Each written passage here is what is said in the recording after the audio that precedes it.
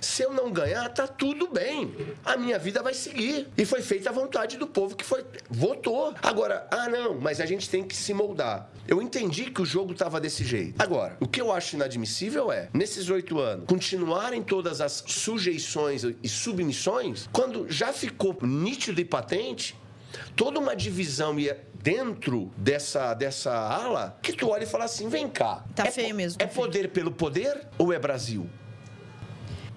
O povo, quando vai votar, primeiro ele tem que estar motivado para isso. Tem que. Segundo, ele tem que ser convencido de que pelo menos ele acredita no que ele está indo fazer, para quem ele vai fazer. Então, beleza. Aí vem a grande questão. Primeiro turno, Flávio Bolsonaro é o melhor nome? Porque, veja, tu tem uma militância, teu trabalho tá feito, você me mostrou aqui, tá aqui. Você tem base, militância, tá tudo certo. Só que eu sou o cara de casa. Eu olho pra Ana e falo, porra, Ana é uma puta de uma mulher coerente, bicho.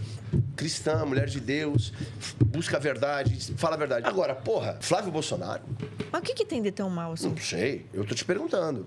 Eu olho pra um cara que tem um retrocesso histórico e falo, vamos pegar o patrimônio dele, é condizente com o salário dele? Ou ele faz milagre igual o filho do Lula? Eu quero saber. Eu tenho o direito de saber. Eu até tentei. Tipo, não. Eu tentei. Isso é uma pergunta. Mas você acha que esse é o momento pra saber isso? Aí é que tá. Eu acho que é. Primeiro turno é. O Lulinha recebendo me leva... Não, 120, mas, Ana... 129 milhões. Não, a mulher da Alexandre Moraes... Tu acha que esse é o momento de fritar o candidato? Não se trata de ser o momento. Esse é o momento porque só tem esse momento. A gente não discutia isso até agora porque não sabia quem era que vinha. Se viesse a Michelle, por exemplo, talvez ninguém perguntasse isso. Se viesse outro nome, talvez ninguém perguntasse isso. Mas tá vindo esse nome. Eu tô no primeiro turno com uma pá de candidato. Eu sou o povo. Eu sou de direita. Me digo cristão. Pela verdade. Aí eu vejo uma pá de gente em comentário relativizando. Não é hora. Olha só. Tem que ser, senão o Lula continua. Não, eu também não acho que esse argumento o PT vai voltar. Cara, isso é um absurdo. Tudo. Isso é lixo, tá ligado? Pensar assim. Bom, talvez existam alguns pontos realmente onde o Flávio tenha demonstrado que não é um conservador restrito, assim, né? No estrito senso da palavra, que não é elaborado o pensamento dele sobre isso. Um exemplo, que é a minha pauta, e que é por isso que eu falo sobre ela, que é a votação da lei da misoginia. Eu acho que um presidente conservador não deveria ter votado nessa pauta. Ok. Mas veja, nós não temos, nesse contexto onde a direita é fragmentada, não construiu, não fez o trabalho de casa, não fez base, nós não temos condição de buscar um candidato perfeito. Nós temos que nos unir em torno do candidato com mais chance. Como o presidente Bolsonaro e o Valdemar indicaram que é o Flávio. O maior partido do Brasil vai fazer se não apoiar o candidato do partido? Lembra que eu te falei? Que eu não acredito em grupos? Beleza. O dono do partido indicou o Flávio. Mas a minha questão não é essa. Eu não acredito em grupos, eu acredito em pessoas. Então, por exemplo, você está na minha frente. Se o Nicolas estivesse aqui, eu perguntaria para ele. Eu vou perguntar para você. Tá. Mas por quê? Você é do partido. Você pode me dizer, vou apoiar porque, veja, é o que o partido indicou. Exatamente, é por mas isso. Nós temos... Então, mas olha que problema a gente tem. Porque eu também sou povo. Eu olho e falo assim, caramba, não tenho tesão nenhum naquele cara, velho. Zero. Será que o pessoal da esquerda ficou feliz com o vice do Lula? Oh, o nome dele? Alckmin. Que falou que o Lula ia voltar. Já ficaram felizes? Não. Aí eu te pergunto. Nós falamos deles. Olha aí, são os incoerentes, são os hipócritas. Isso. Mas eles não falaram nada, aceitaram o Alckmin e foram pra urna. Isso. Então, aí eu vou ser igual a eles. Não, é que infelizmente na mas política... Aí não, Ana. Você não pode... eu sei que nós temos valores e princípios. Pô, Ana, então, bicho. Mas na política é matemática. No segundo turno. Ok, no primeiro turno tu pode votar em outros se tu quiser. Não mas no segundo turno a gente vai votar no votar em outros, é sobre coerência. Okay, o dono do meu partido, vamos supor que não fosse o Flávio. Se o dono do partido é o Bolsonaro e o Valdemar, não é coerente apoiar o nome indicado pelos dois donos do partido? O dono do partido é o Valdemar. O Valdemar disse que o Bolsonaro tá junto com ele liderando o partido. Eu tenho que acreditar. Temos que acreditar. A menos que o Bolsonaro diga que não, ele não disse isso. Isso, não disse. Eu vou acreditar. Ele me indica o Flávio. Beleza, é um nome. Mas a pergunta não é, se eu estivesse no PL e visse o Flávio, eu não sou político, eu não tô lá. Eu ficaria no PL pra apoiar um cara no primeiro turno, que eu olho pra vida dele e questiono, sinceramente, se tudo que tá ali é condizente com a verdade, se eu olho a vida pregressa como político, com votações que não são conservadoras, é coerente pra eu estar ali? Aí eu posso pedir pra sair, eu posso não fazer campanha e ser expulsa do partido, ou eu posso ser coerente comigo mesmo, como eu falei, com os meus princípios e valores e falar, cara, é o seguinte, a política é maravilhosa, mas do jeito que ela rola, eu vou dormir amanhã me vendo igual ao cara que eu falo que é de esquerda, que eu critico pra caramba, que também fecha os olhos e não reclama do Alckmin. Vamos falar vamos dar um exemplo de coerência. Eu tenho receio por isso. Eu te entendo.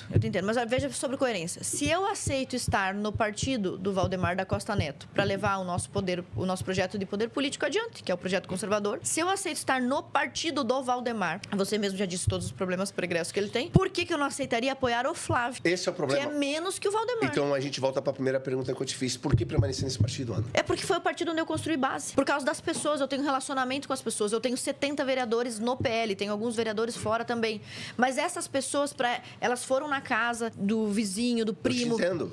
O que o presidente, qual é o nome dele de novo? Desculpa, o presidente lá da Câmara dos Deputados. O Júlio Garcia. Júlio Garcia. O Júlio Garcia, ele tem o cara do PT do lado dele, do modo de falar, né? Ele tem lá uma amizade, bom relacionamento com todo mundo de todos os partidos. Ou seja, o que você está me falando? Que aquele cara, ele conseguiu transitar em todos os partidos. Que ele tem mais poder do que todo mundo. Ótimo. O que você me disse quando você falou assim, mano, eu tenho esse cara que é do PL, está em todos esses lugares. Olha a loucura. Esse cara tinha que olhar para você e falar, independente de onde você estivesse, ele tinha que estar do teu lado. Não, os meus vereadores vão comigo. Então pronto. Mas é que eu tenho que pensar neles e em mim, né? Eu sei. Eu também tenho que pensar neles. Porque eles Mas também eles não vão perder nada. perdem o mandato se eles saírem do partido. Não, se eles saírem do partido. Eu não tô falando que eles têm que sair. Eu tô falando que como é que eles... Tô falando com você. Matemática. Ana Campanholo sai do PL. Isso. Como é que o vereador do que PL, é do PL vai apoiar um candidato de outro partido sem incorrer em fidelidade partidária?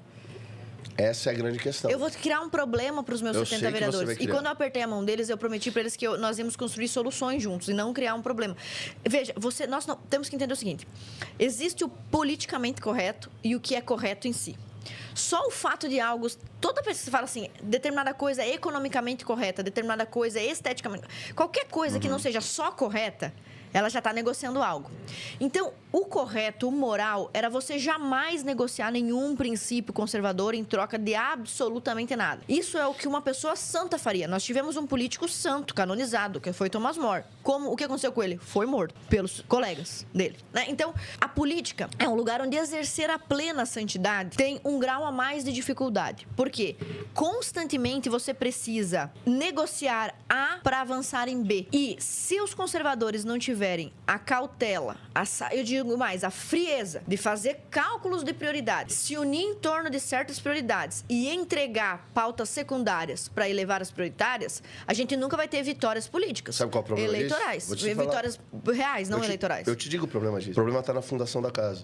Mas aí que é que tá, vocês não estão ouvindo aquilo que Jesus falou desde o começo. Você vai construir uma casa onde? Em cima da areia ou em cima da rocha? Mas é como a coisa é, vai fazer mas o quê? aí, não é como a coisa é. Pode mudar. Pode, mas tem que ser mudar reconstrói. paulatinamente. Mas é que tá, se eu tentar pregar, se eu pregasse, por exemplo, a derrubada imediata de todas as instituições democráticas para reconstruí-las do zero, isso seria a maior traição de valores conservadores. Porque o conservador entende que as coisas têm que ser conquistadas por meio de reformas paulatinas. As coisas têm que ser adquiridas sem rupturas abruptas e sem demolir o prédio inteiro. Então, eu vou dar um exemplo. Tua casa está com defeito hidráulico. Se você é um conservador, a casa tem um defeito hidráulico. Você quebra parede por parede e vai trocando os canos hidráulicos. Se você é um revolucionário de esquerda, você diz, vamos tacar fogo nessa casa inteira, porque essa casa não presta, e a gente reconstrói outra nova. Nós, como conservadores, temos que entender o seguinte. Eu vou citar uma frase do filósofo espanhol Ortega y Gasset. Ele diz o seguinte: nós somos... Eu sou eu e as minhas circunstâncias. Eu sou eu e as minhas circunstâncias. Ortega y Gasset. Eu sou o que eu queria ser, o meu conservadorismo, os meus pensamentos, os meus ideais. E as circunstâncias. As circunstâncias ingessam a possibilidade de atuação desses princípios que eu tenho. O problema não é a casa. Valores. O problema não é a casa. Que tá Sim, mas eu não posso demolir a casa. Não é a casa, é o fundamento. Por exemplo, o Ricardo Salles, ele saiu do PL e foi pro Novo. Ele está enxergando no Novo um futuro de direita pro Brasil. Ele está enxergando. Eu já ouvi as entrevistas dele. Então, ele está enxergando. Pode estar errado? Pode. Pode estar errado, mas pode estar certo. Então, mas a intenção dele, ele olhou pro partido que ele tá e falou, cara, aqui eu não me encaixo mais, porque eu não estou disposto a ficar negociando esses valores. E ele falou assim, eu prefiro sair, ainda que eu perca. E ele tem chance grande de perder. Tem chance de perder? Ele tem grande chance de perder. Só que quando eu olho esse cara coerente, eu falo pra ele aqui no programa ao vivo, eu falei, você tem meu voto. Tudo bem, mas a derrota dele soma em que no projeto? Se ele for derrotado, o que ele agrega ao projeto? Se ele for derrotado... você entende isso? Não vai agregar. Pois é. Mas quem votou nele... Vai ter convicção. Mas tudo bem, mas só e não só isso, mas filha. Mas só de boas ações, calma, de boas intenções Ana, não dá, calma, né, não Felipe? só isso. O que ele disse pra mim? Uma coisa que caralho, eu tenho que aplaudir o Salles. O Salles é digno de aplauso. Ele veio falar assim pra mim, meu irmão, se eu ganhar, quero ganhar com a minha consciência tranquila. Se eu não ganhar, tá tudo bem. A minha vida vai seguir. E foi feita a vontade do povo que votou. Agora, não, mas a gente tem que se moldar. Eu entendi que o jogo tava desse jeito. Agora, o que eu acho inadmissível é, nesses 8 anos, continuarem todas as sujeições e submissões, quando já ficou nítido e patente toda uma divisão ia dentro dessa ala, que tu olha e fala assim, vem cá. Tá feio mesmo. É poder pelo poder ou é Brasil? Cansado de torcer para políticos que não têm uma página de projeto escrita? Se você busca profundidade, técnica e a coragem de quem estuda o Brasil de verdade, seu lugar é aqui. Inscreva-se no @14cortespolítica e acompanhe a construção da única alternativa real ao sistema.